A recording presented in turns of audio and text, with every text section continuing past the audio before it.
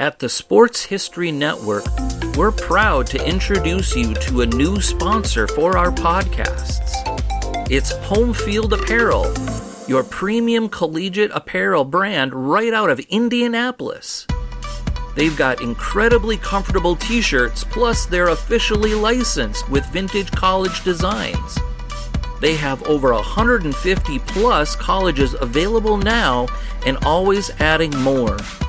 Homefield digs through the archives and history of your school to find unique logos, mascots, and moments to make thoughtful designs for your school. When you shop today, new customers can get a 15% discount off their first purchase using the promo code SPORTSHISTORY at checkout. You can learn more at homefieldapparel.com. This podcast is part of the Sports History Network, your headquarters for the yesteryear of your favorite sport. You can learn more at sportshistorynetwork.com.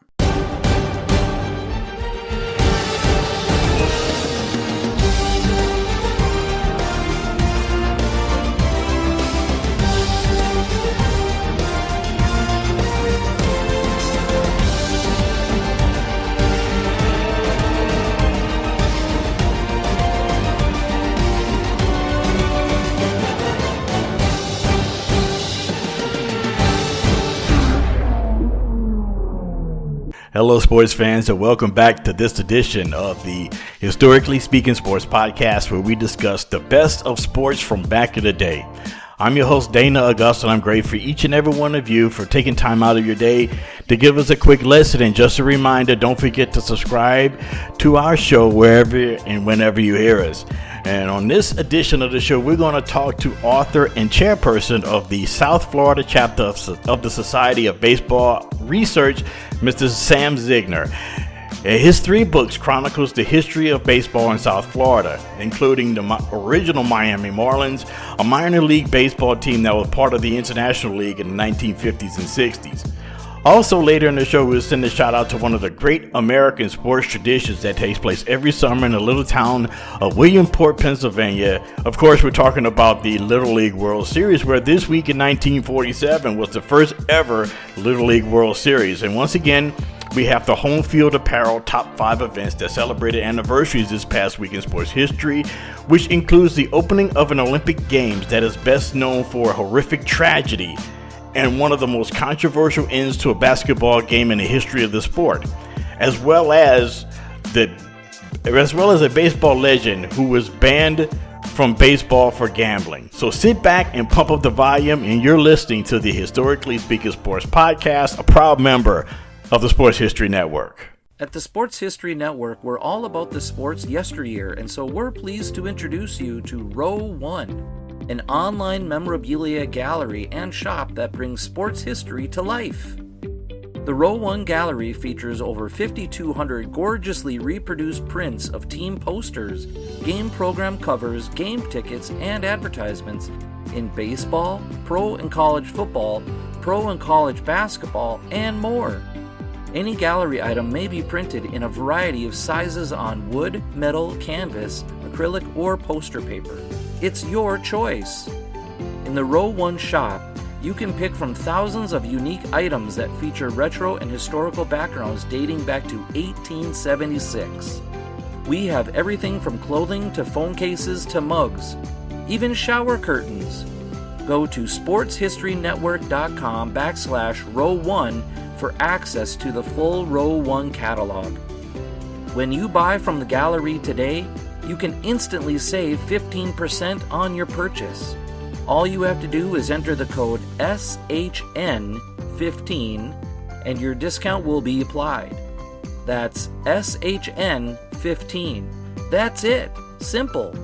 Save 15% off all your prints in the Row 1 gallery.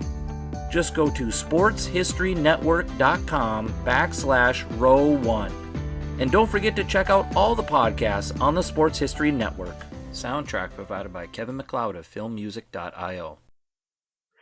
And we're back, and you are listening to the Historically Speaking Sports Podcast, which is a proud member of the Sports History Network. And we have a special guest on board with us today, and this kind of proves our relationship, pretty much proves that baseball has this unique ability of connecting people and connecting cities and time that you really don't realize. Here, check this out. Okay.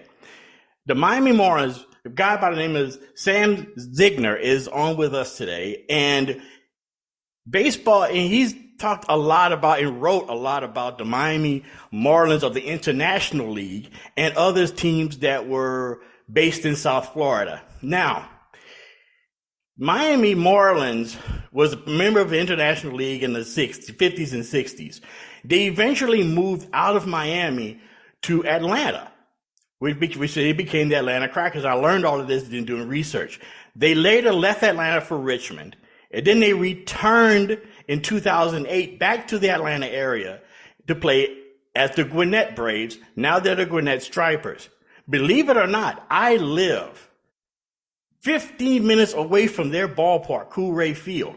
So this is an example of how baseball and baseball history connects people. I live not too far from the ballpark of a team that this man knows so very well. Sam, glad to have you on board this morning. Thank you for having me, Dana. It's a pleasure to be with you.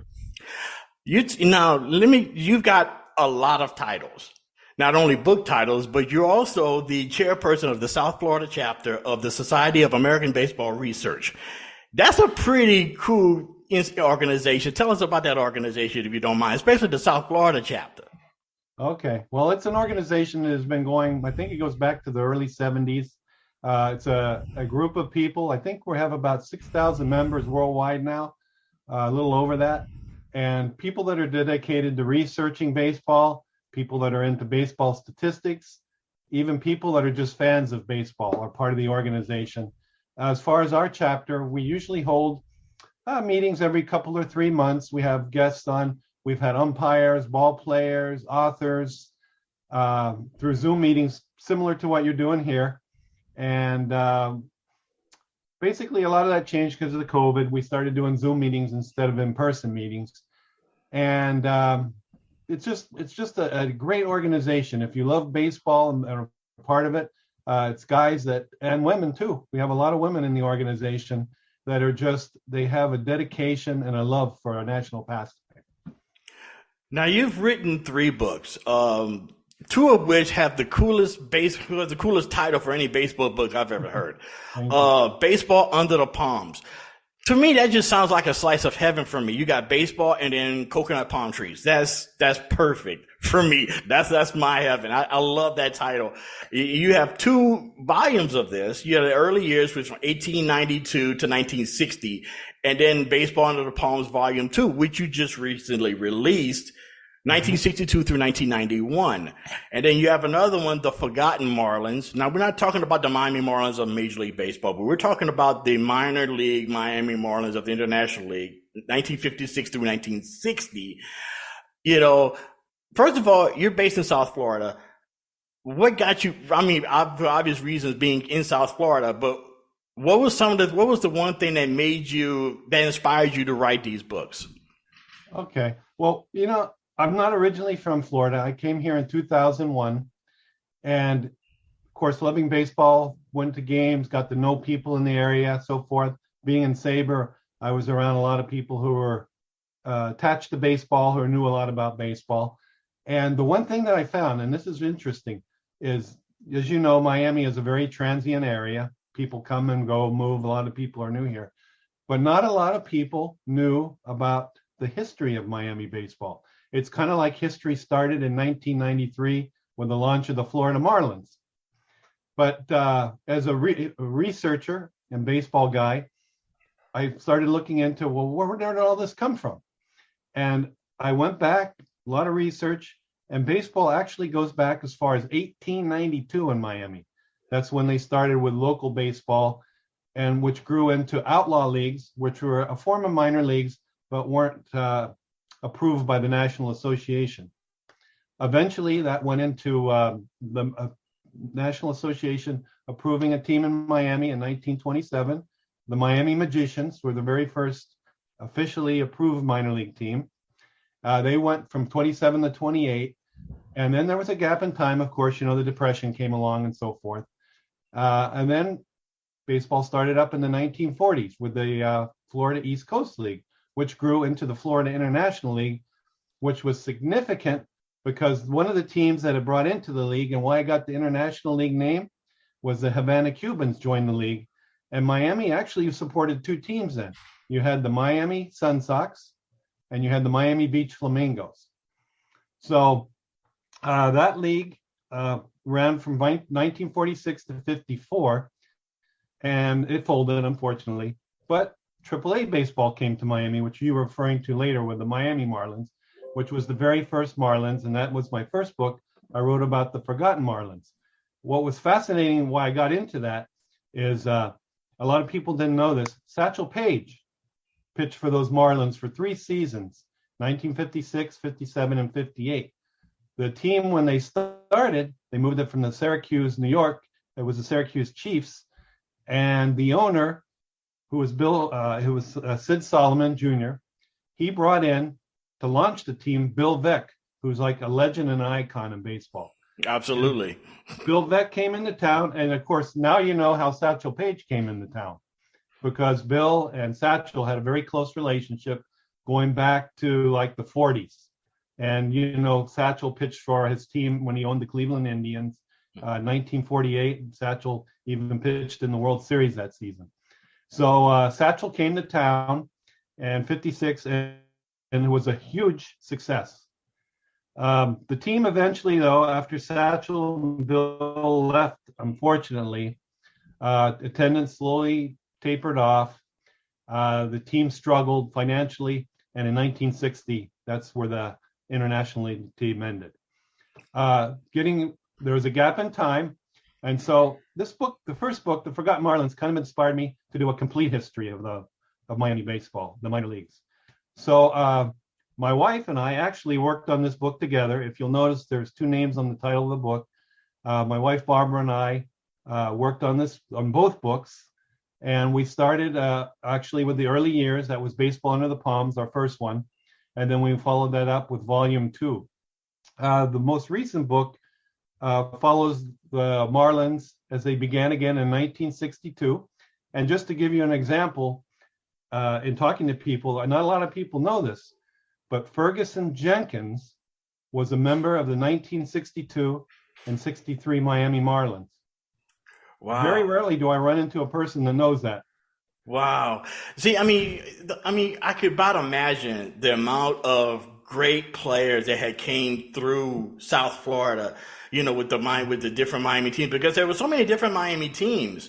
You know, you had talked about the Marlins. I mean, and like most people, you had mentioned that a lot of people, myself included, thought that time in Miami, you know, baseball history began in '93, because I was like one of the first people to buy a Florida Marlins hat when they came out, the teal hat. I was like one of the first people to buy one, because I thought, oh, that is nice, that is sweet. So I bought that, and I became a Marlins fan. You know, in the early years with Jeff Conine and that group, and winning the World Series, but. Interesting, running across you, I became so interested while doing research for this about all of the stuff, all of the baseball history that took place in Miami. You mentioned Satchel Paige, and I read that, you know, they had the largest crowd ever for a baseball game, still to this day, if I'm not mistaken.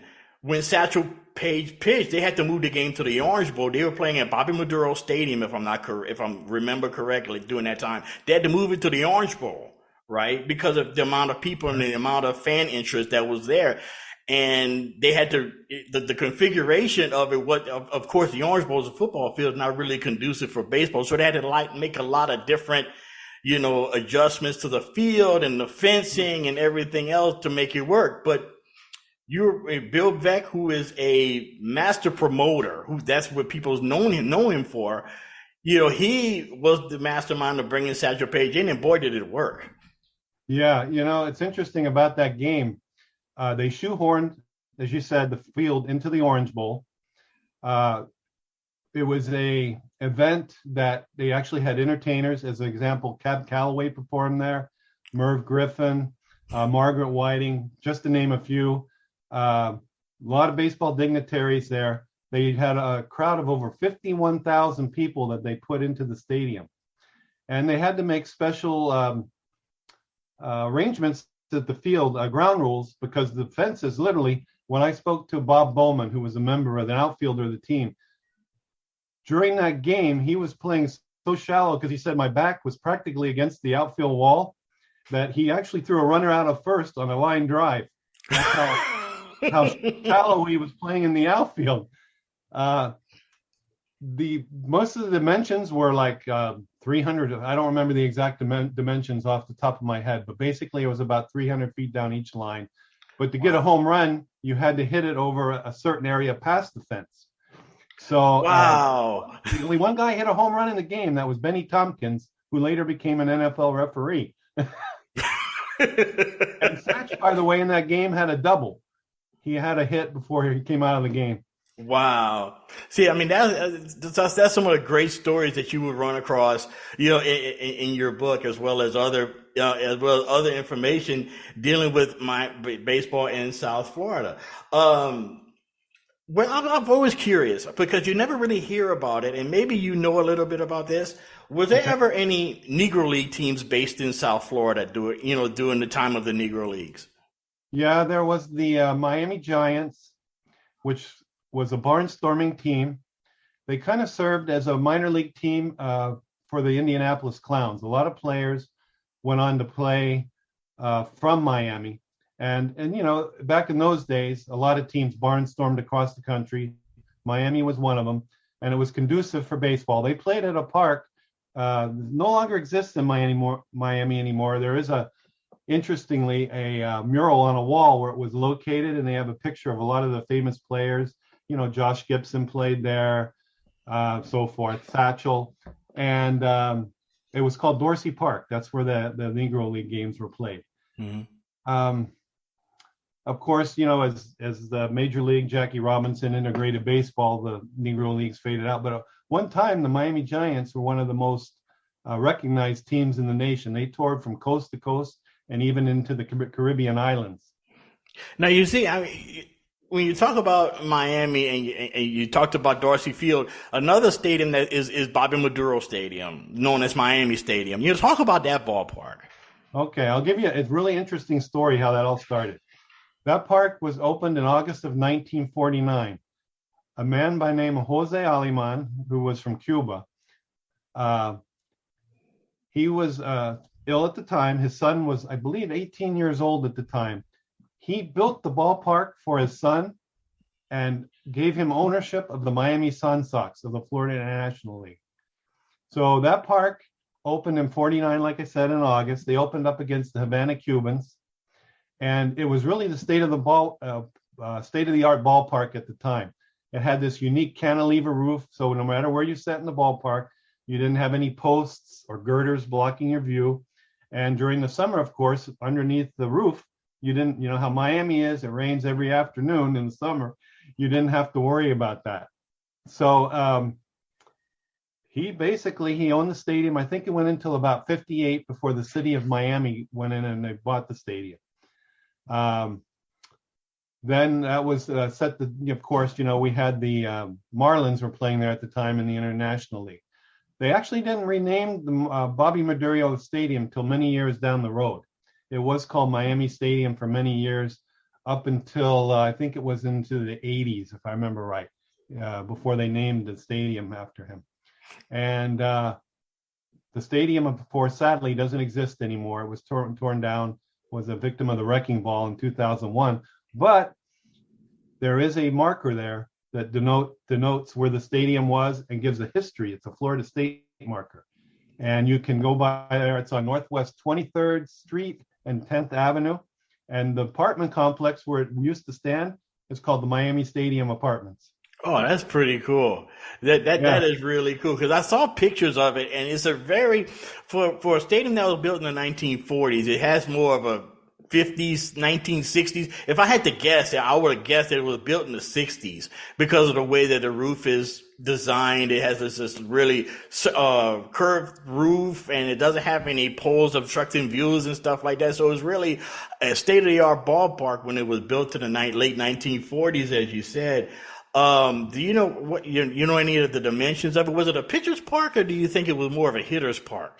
Oh, definitely a pitcher's park. It was about 360 down the lines, about 400 feet down center. But the wall in center field, there was a wall that went, I think, 23 feet high, something. I may not have the dimensions perfect.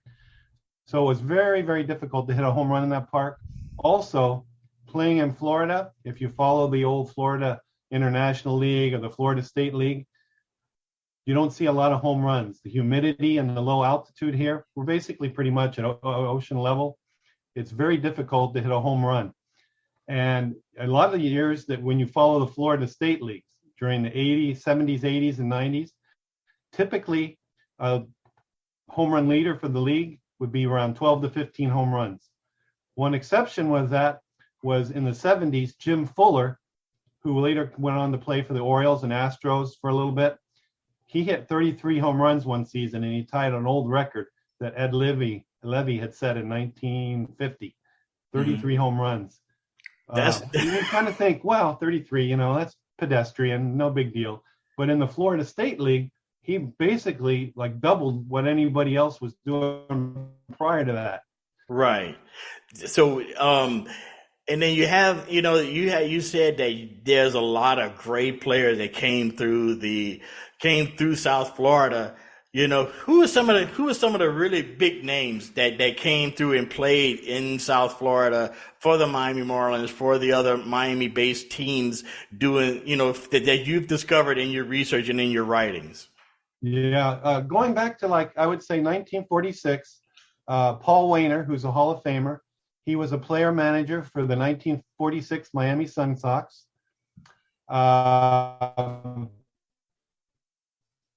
Let's see, during the 40s and 50s, Pepper Martin, not a Hall of Famer, but a well-known player. Yes. He managed not only the Sun Sox, but the Miami Flamingos.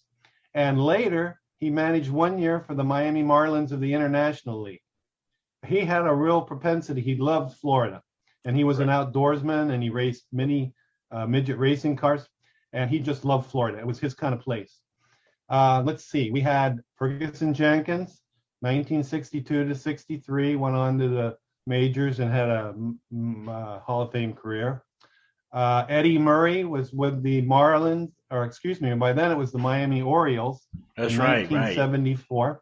Mm-hmm. Cal Ripken Jr. in 1979 was a member of the Miami Orioles. His dad managed the Miami Marlins in 1967. And when his father was managing the team, he used to run around with his brother Billy in the outfield, shagging fly balls at Miami Stadium. Wow, that's really cool. See, that's what I'm talking about, folks. I mean, you have great stories and great anecdotes, from Mr. Zygner, talking about this, about the Miami baseball history. In his book, it chronicles all of that. It must have been so many interesting people that you've run across, talking about these guys and talking about these, writing your book and doing research for your book. Who are some of the people that really were instrumental in giving you a lot of the information and a lot of the things that you've, to put these books together? Well, I'll give you an interesting person that I spoke to, and I got to speak to him in depth. And he really filled me in, was Ferguson Jenkins. When he came to Miami, of course, this was a whole different cultural situation when he came here, and he faced the Jim Crow situation and so forth, which was very bad. But, Ferguson has this great optimistic attitude, and he didn't let it affect him. And he told me a lot of stories about things that happened to him, how he had to live in a separate part of town. He lived, but this was really cool. He lived with his roommates at the Sir John Hotel. Now, if you know of Miami history, the Sir John Hotel where all the great performers at the time came to perform. You had Sammy Davis Jr., anybody you could think of who was a famous performer. That was the stop to come to in Miami. Lena Horne would be another example. These were the kind of people that were coming and performing there. And people from all over the city came to the Sir John. But Ferguson talked about he said that, they had to kind of accept they weren't allowed to go onto the beach, Miami Beach. They lived closer to Miami Beach than anything. And but he said his experience overall, the people in Miami treated him well. The players, he said, we were like a team. We all worked together. There wasn't any kind of problems in the clubhouse, and we all respected each other. That was one person. Another person that played in Miami that was interesting, Maury Wills. For the He Dodgers, was right? 1953 Miami Sun Sox. And he also I got to speak with Maury. And I thought that was really an accomplishment. Maury doesn't do interviews with everybody.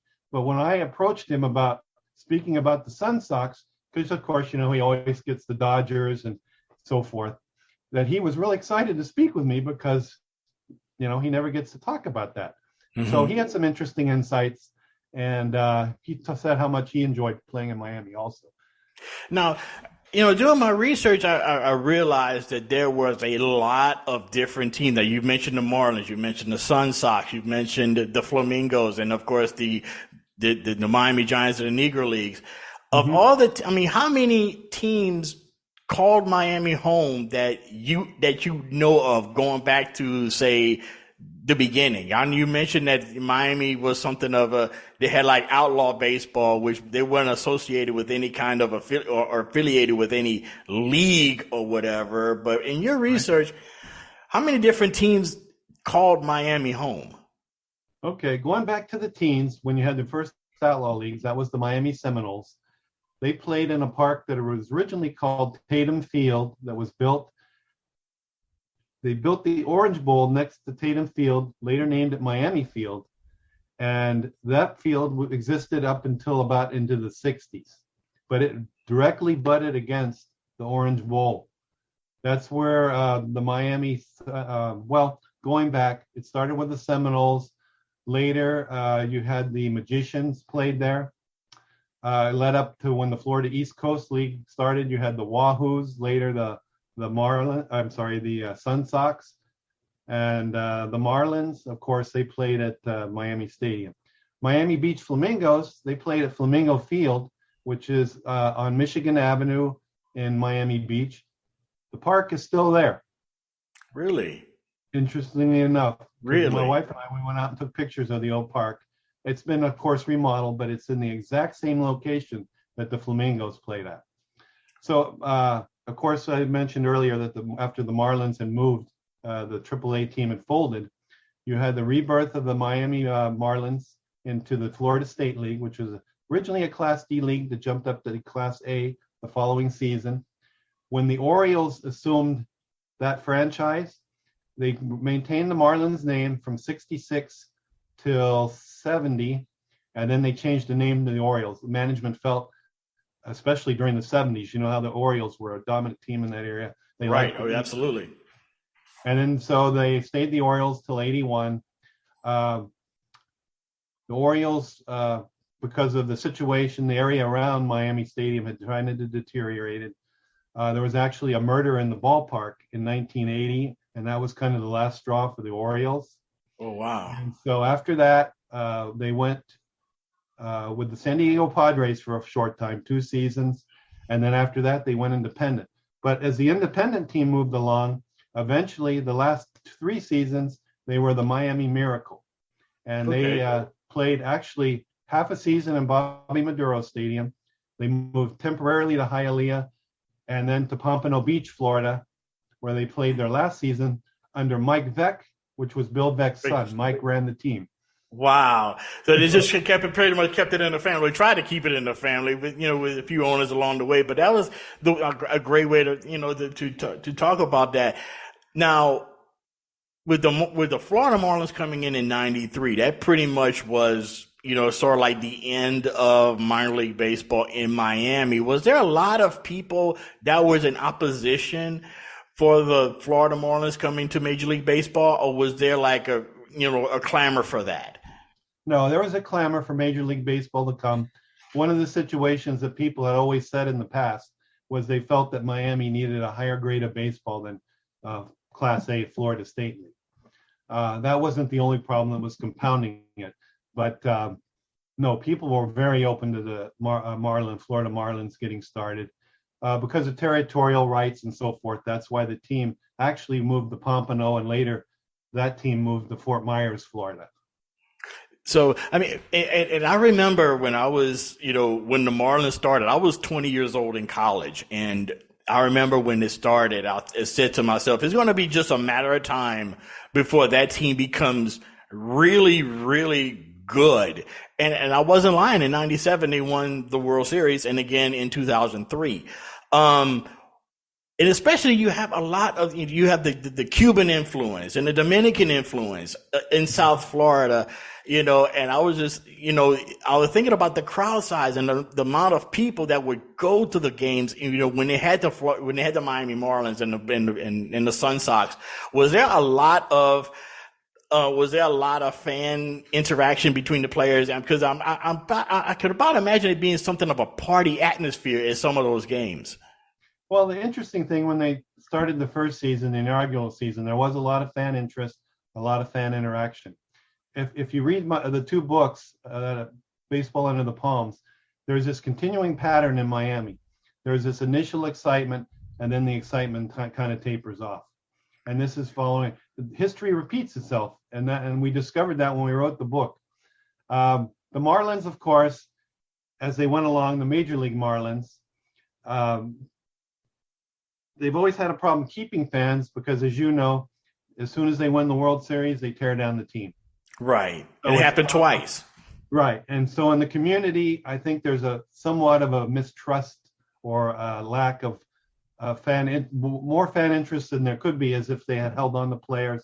As an example, Yelich, Giancarlo Stanton. I can name a whole bunch of players over the years that basically they pretty much let go for some prospects and didn't get much in return. If somebody came up to you, like for example, me, asked you, in all of the history of South Florida baseball, with all of the teams that had called Miami home, mm-hmm. who would you point to and say, yes, that's the greatest player that we've ever had here? Who would that be? Without a doubt, 56, 57, and 8, Satchel Paige. Really? Charisma. I'm talking about the minor leagues.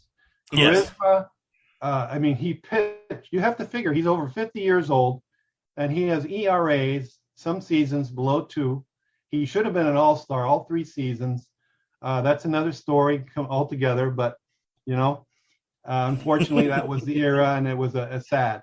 But no, Satchel Paige, without a doubt, was probably, that's the first name. If you said that, first name that pops in my head, Satchel Paige. And it had to be his charisma, because when you read stories about him and hear stories about him, he was just loaded with not only baseball pitching talent, but he was also just oozing with charisma. You've said it, with the charisma and everything. And I know it was almost like the Pied Piper of baseball. Whenever he showed up, people showed up. So, obviously that was the case down in South Florida. Oh, yeah. When it was his turn to pitch, the attendance would jump. People would just come out to the ballpark. It was so funny because sometimes Satchel was used in relief also. And if Satchel didn't feel like coming to the ballpark one day, he didn't come. But he'd be waiting at home. He'd listen on the radio, and he could tell by listening to the game, I better get over to the ballpark. They might need me in the end of the game to save this one. So he'd show up in the 7th inning, and he'd go, as example, Don Osborne was his first manager in 56 and 57. He would say, Don, I'm ready. And Don had a lot of faith in him. Not originally, because he was hesitant to sign Satchel. But when Satchel was approached by Bill Veeck to come pitch for the Marlins, Veeck told Osborne, he said, well, no, this guy's 50 years old. I don't know. He said, make a deal. And he did the same thing with the Cleveland Indians. He said, pick out your 9 best batters, Satchel face them, and if one of them gets a hit, you can make the decision. You don't have to sign him. Satch put down all 9 batters, and Don Osborne was sold, and that's 3 years Miami had of one of the greatest pitchers of all time. It is interesting because I never would have imagined you saying Satchel Paige. I never would have imagined it. But now that you think about it, and now that I think about it, knowing what I know of Satchel Paige, then, yeah, you could see that. You could see him being like one of the a crowd favorite in South Florida, which is not really truly not easy to do in South Florida, for what I understand. Of course, I'm living here in Atlanta, and I'm only seeing it from an outside observer. But Miami is such like you said, a transient city. People come from other places, and people, and the entertainment value is just as important in Miami as it is winning. More so entertainment than anything. And Satchel seemed like he was just a perfect fit for South Florida. Oh, no, and he was. And so many of the players that I spoke with, and both books, both the Baseball Under the Palms and also the Forgotten Marlins, they shared, if they played with Satchel, they had stories that were just classic. Some stories I couldn't share. Obviously. but things like Satchel, I don't know, he played the piano. I don't know if you knew that. Yeah, I did know that. He would go down at night, and the players, he would be in the lobby of the hotel, wherever they stayed, Toronto, Montreal, Rochester, and they catch him at night just tickling the keys. They said he could perform professionally if he wanted to. That's how good he was. Wow.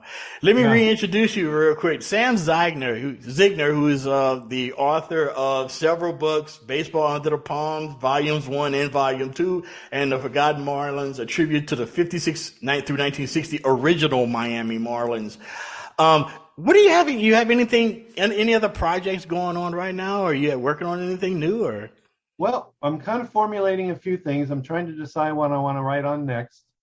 I haven't come to any decisions. I don't know if I'm going to do another Florida history piece. I may expand into something more broad into Florida, or do something more nationally oriented. So I've got about 3 or 4 ideas, and I'm just trying to decide what direction to go right now. Is there a subject of Florida baseball as of right now that's on the top of your head that's like, oh, I would love to learn more about that? Is there anything or baseball related that you're thinking, oh, I want to check this out, or I want to do more research on this, or is there anything like that right now? Well, that's a great question. Yes, I was thinking about doing something on the baseball parks that don't exist anymore. Kind of inspired me because Miami Field is gone now, which it's interesting. It would have been right next to where the Miami Stadium is now, where the Marlins play. Because, they tore down the Orange Bowl to build the ballpark. Right. But there's quite a few stadiums throughout Florida, or ballparks going back to the minor league days, that basically all it's a reminder of them is a marker somewhere, or some of them not even exist anymore. I'm fascinated with baseball parks, because unlike the other sports in football and in basketball, you have to deal with, 100 yards, 53 2/3 yards wide, and, 94 feet and stuff like that. It's set in stone. The field or court dimensions are set in stone. You can't change them. Baseball is 90 feet around the bases, and then that's it. That's all the dimensions that you have. And 66 feet, 6 inches from home plate.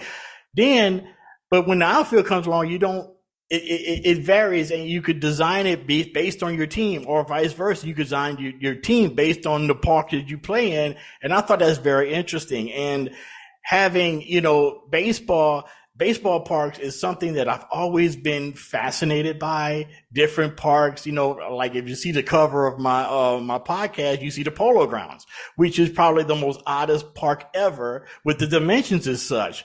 So, and that's one of the reasons why I put it, is because I'm fascinated with baseball parks, especially from the 30s, 40s, and 50s.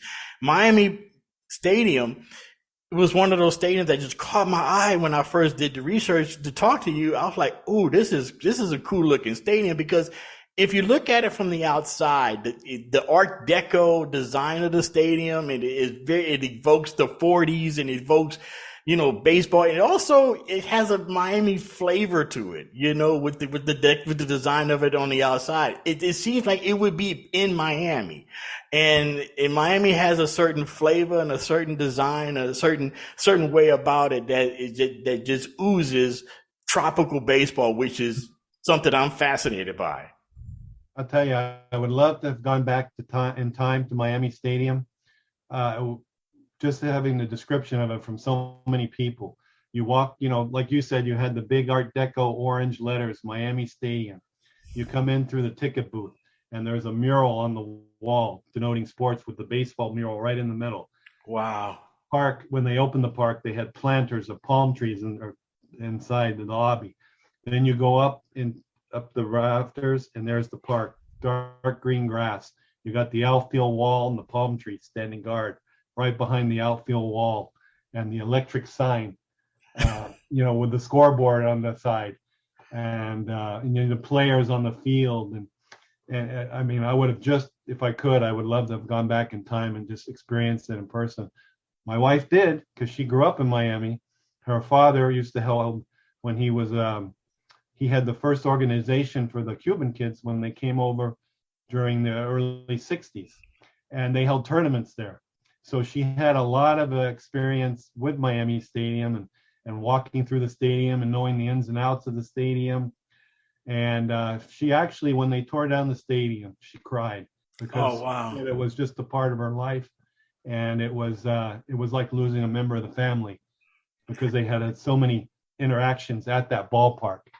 And you notice that, with a lot of people who have, going like I've heard stories about people that were from Brooklyn and went to Ebbets Field. And when they tore down Ebbets Field, they had a similar reaction. It's like watching the house where you grew up in being torn down. That's what a lot of people equate it to, especially and I'm more sure with your wife is pretty much the same thing. You've been to so many games there and you see it torn down, like, oh my God, like a piece of me is gone. Mm-hmm.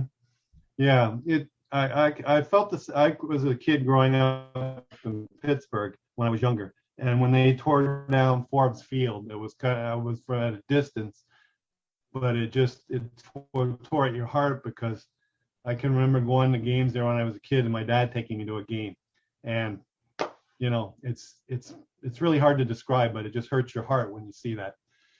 Now, I've always wondered about Forest Field. Somebody told me that the outfield wall where Bill Mazeroski hit the home run in the '60 World Series to clinch it for the Pirates. Somebody told me that wall is still there. Is it? Yes, it is. Really? And there's a building nearby. I think it's part of the University of Pittsburgh. If you go into the building, they have the home plate glass, cased in glass inside the building, and you can actually look down and see the home plate. It's got all the cleat marks or the spike marks from the days when they played. It's really cool. I went back there in 2000. That was the last time I was back there, and I saw that. It was for the 40th anniversary of the Pirates' '60 World Series win. Wow. See, that's some of the things that I'm fascinated about, like old ballparks like Forest Field, with the brick wall and the ivy. People talk about the Wrigley Field, and they're famous for the ivy cover walls in the outfield, but Forest Field, they had an ivy cover wall too, and it's amazing that they still have the wall there. That's actually, pretty cool. You had made mention earlier also about the dual teams that played in Miami. You talked about the Havana Sugar Kings also played in Miami. Talk about that whole situation. Yeah, the Havana Sugar Kings were part of the AAA International League when there was the Miami Marlins, and that was actually a rivalry with the Marlins, because basically Havana is, all the flights were chartered and it's a close distance away. They used to come in. Prior to that was the Havana Cubans in the Florida International League, played the Sun Sox and the Flamingos. Wow. So you had this going back to like 1946, this rivalry, and it just continued when the Florida Marlins joined the International AAA League. So that just carried on. Of course, when Castro came into power, they moved the Havana Cubans to New Jersey, but there's just that, you have a large Cuban population here, so it was a natural rivalry. People just came out when they opened the stadium. As I stated earlier, the first team that they played when they opened up Miami Stadium was the Havana Cubans, and a gentleman by the name of Tony Zardone, who had played for the Washington Senators, and also in 1945. He was the first batter, and I was a friend of his before he passed away. Wow. The guy was hilarious. He had such a personality. You talk about the Havana Cubans and the Havana Sugar Kings, and you're right. It just seemed like there would be like a natural rivalry, not only geographically, but culturally. You had Miami, you got Havana, and then you have, the proximity of the two cities and Cuba being right there and things like that. I mean, actually, and then it just seemed like that would be just a natural, authentic rivalry. Yeah, and even going back to the Florida International League with the Flamingos and the Sun Sox, you had Cuban players that played for both teams. You had Gil Torres and Oscar Sierra, just to name a few, that played for the Sun Sox.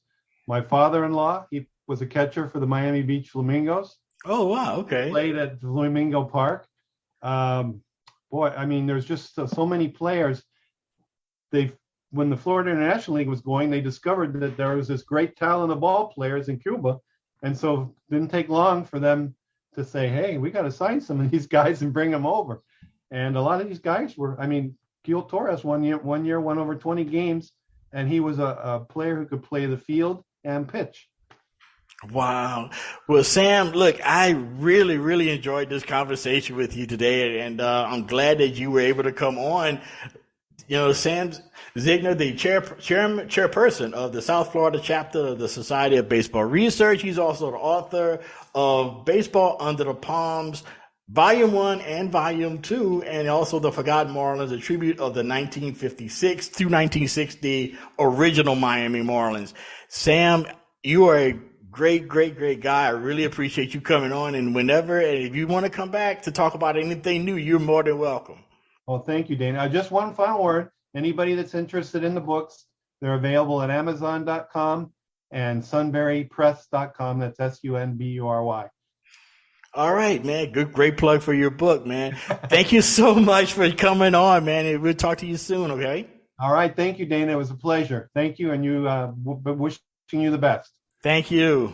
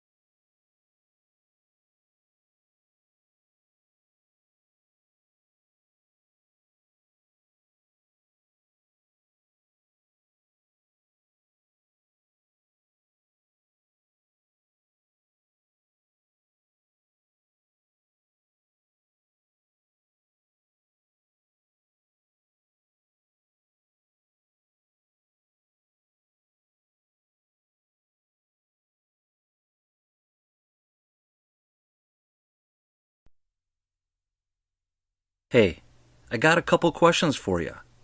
Do you like board games? Do you like sim games?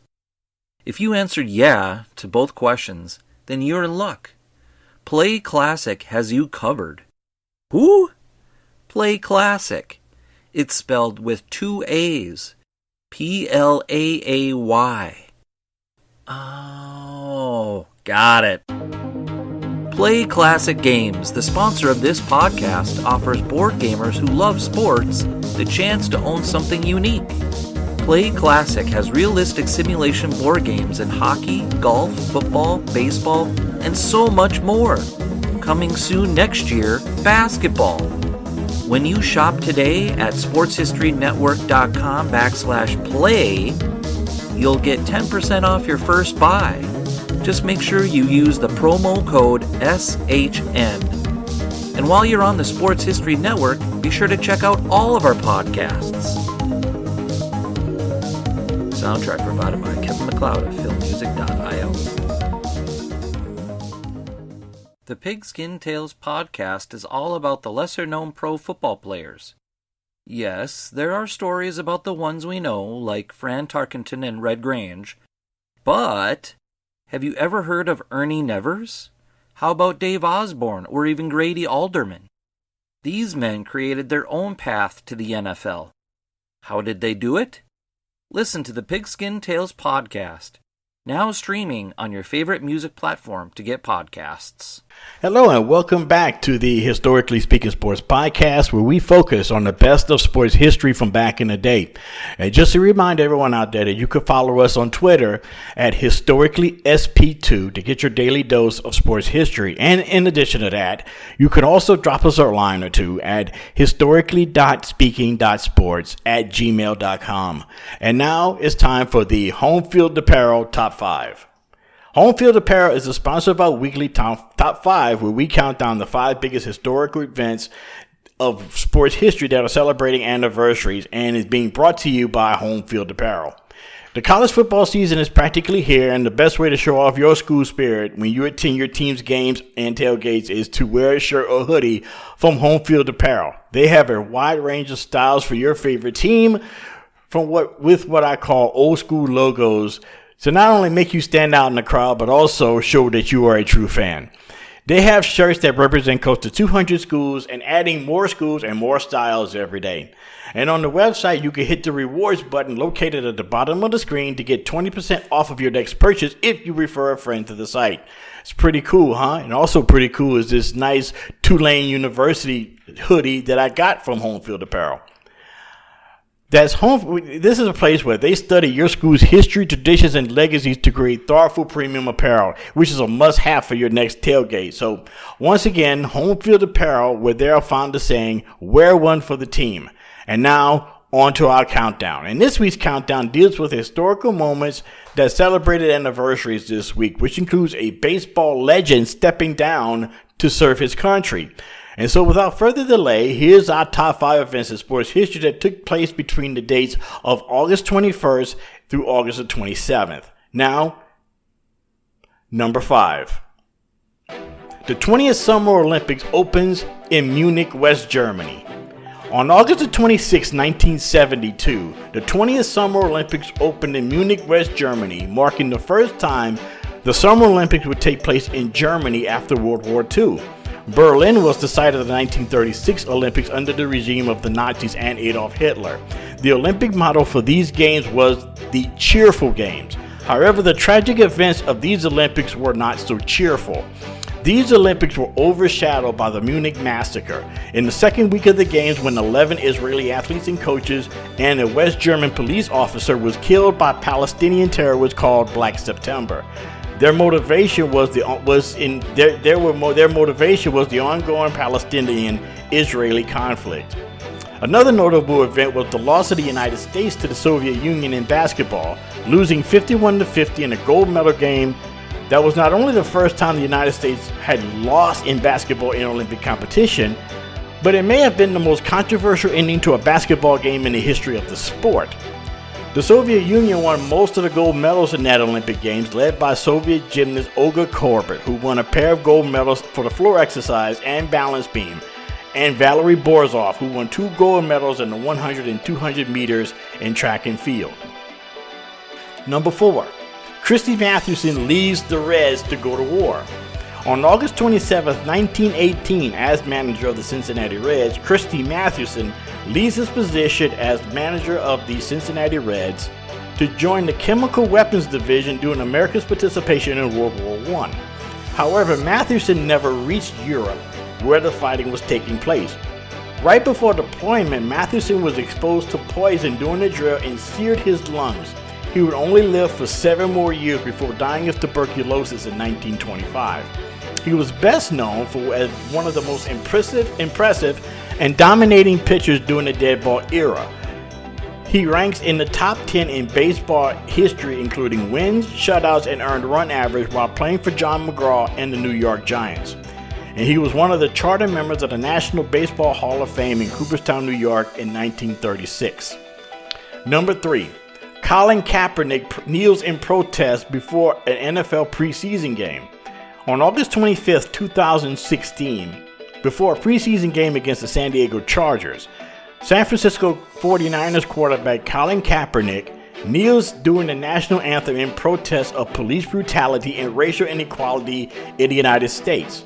The following week and throughout the regular season, Kaepernick kneeled during the anthem. The protest received highly polarized reactions, with some praising him and his stand against racism and others denouncing the protest. Kaepernick played his college ball at the University of Nevada, where he was twice named Western Athletic Conference Offensive Player of the Year, and he was named to that award twice, and is the only player to amass more than 10,000 passing yards and 4,000 rushing yards in a collegiate career. And after earning the Niners starting job in the middle of the 2012 season, he led them to their first Super Bowl appearance since 1994 and a return trip to the NFC Championship game in 2013. Number 2, speaking of the 49ers, NFL great Jerry Rice retires. On August 24, 2006, regarded by many as maybe the greatest player in NFL history, Hall of Fame wide receiver Jerry Rice retires from the National Football League.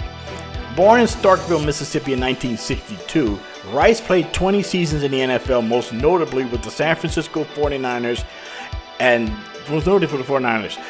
The Pro Football Hall of Fame names him as the most prolific wide receiver in NFL history with staggering career totals. He was a 3-time Super Bowl champion with the 49ers and was named Super Bowl 23's most valuable player. He was named the NFL Offensive Player of the Year 13 times and was named to the Pro Bowl 10 times and named to the Pro Bowl 13 times and was a 10-time first team All-Pro. That's easy for me to say. He still holds the record for the most career receptions, receiving yards, receiving touchdowns, most touchdowns, and most all-purpose yards. And finally, the top historical moment between the dates of August 21st through August 27th, Cincinnati Reds manager and baseball great Pete Rose banned from baseball for gambling on games. On August 24th, 1989, Pete Rose, then managing the Cincinnati Reds, was formally banned from baseball amidst accusations that he gambled on games while he played for and managed the Reds. The charges of wrongdoing, including claims that he bet on his own team. Rose admitted in the 2004 interview that he actually did bet on baseball and on the Reds. Pete Rose played most of his career with the Cincinnati Reds and was a key member of the famed Big Red Machine, the Cincinnati Reds team that won back-to-back World Series in 1975 and in 1976. He would add a 3rd World Series title to his ring total with the Philadelphia Phillies in 1980. He was National League Most Valuable Player in 1973 and World Series Most Valuable Player in 1975 after beating the Red Sox in an epic 7-game World Series. During his long career, he amassed 4,256 hits, the most in Major League Baseball history, and was named to 17 All-Star teams. And that will conclude the Home Field Apparel Top 5. And coming up next, we're going to send a shout out to one of the best known and best loved sports traditions here in America that take place in the month of August every year in an idyllic town in western Pennsylvania.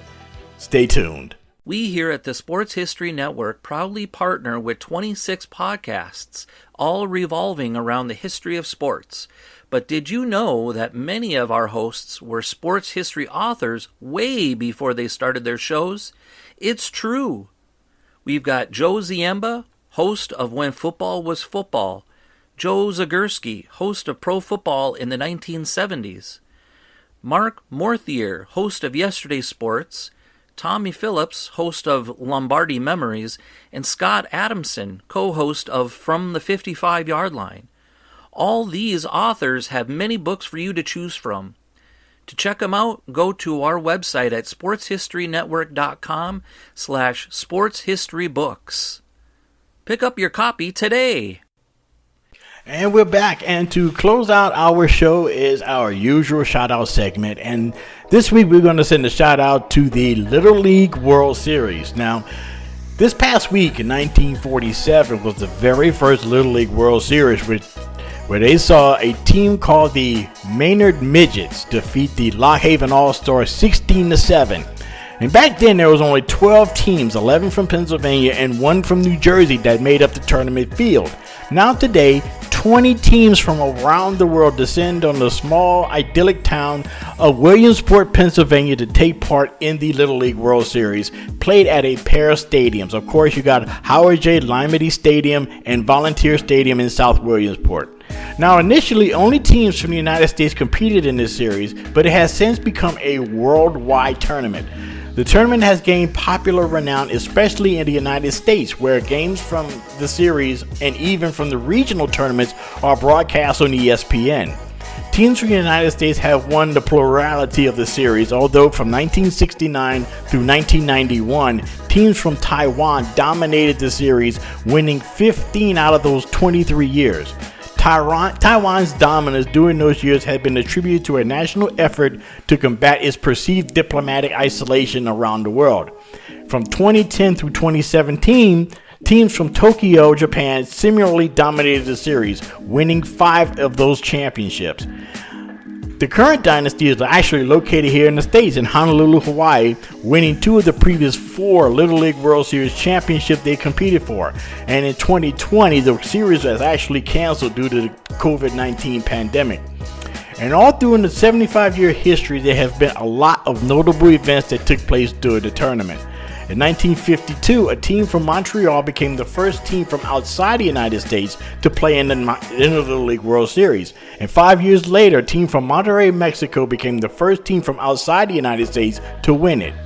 In 1971, future Major League player and manager Lloyd McClendon hit 5 home runs in 5 official at-bats over a span of 3 games. And he was intentionally walked his other 5 plate appearances. However, one of the most famous Little League World Series was in 1982, when a team from Kirkland, Washington defeated Taiwan in the championship, which snapped a 31-game winning streak by Taiwan, prompting announcer and host of Wide World of Sports, Jim McKay, to declare that it was the biggest upset in the history of Little League. There have been teams from the Caribbean and the Far East, as well as Europe and Australia. And in 2012, for the first time, a team from Africa reached Williamsport. Over 75 summers, the Little League World Series has become more than just a baseball tournament. It has become a national tradition. And that will do it for this edition of the Historically Speaking Sports Podcast, and I would like to thank you for taking time out of your day to give us a listen. And I also like to thank our guest, author and writer Sam Zygner, for joining us this week.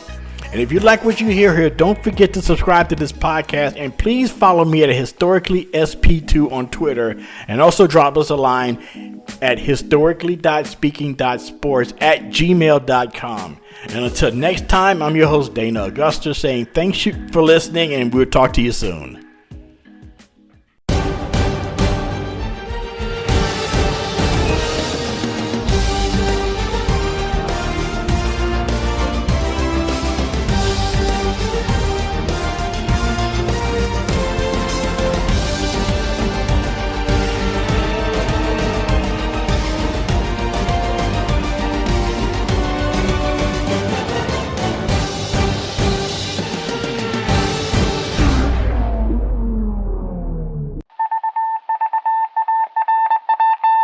was just another ordinary day in the offices of the Pittsburgh Guardian newspaper circa 1924.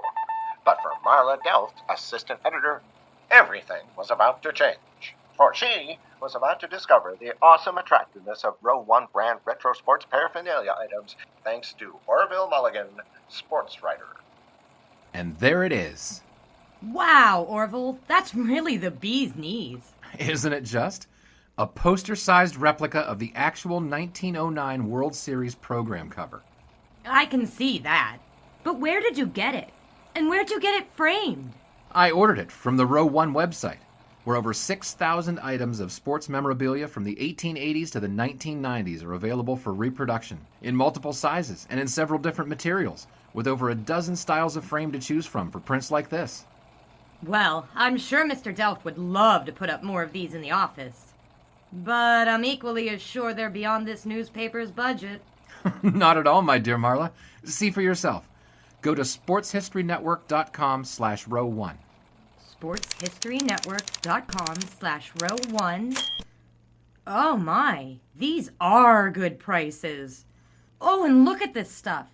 Oklahoma-Nebraska football, college basketball art, Michael Jordan items. And so it retro was that sports Marla Delft advertisement discovered the placards. splendiferous magic of Row 1 sports memorabilia, arts, and prints. You can too by visiting sportshistorynetwork.com/row1. That's ROW1 today for access to the full Row 1 catalog of gallery prints and gifts like t-shirts, long sleeve shirts, telephone cases, coffee mugs, blankets, pillows, towels, and even shower curtains.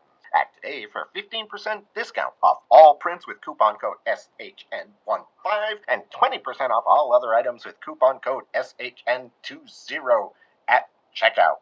And keep your dial locked to the Sports History Network for the exciting chronicles of the 1920 sports world in Orville Mulligan, sports writer. Coming soon.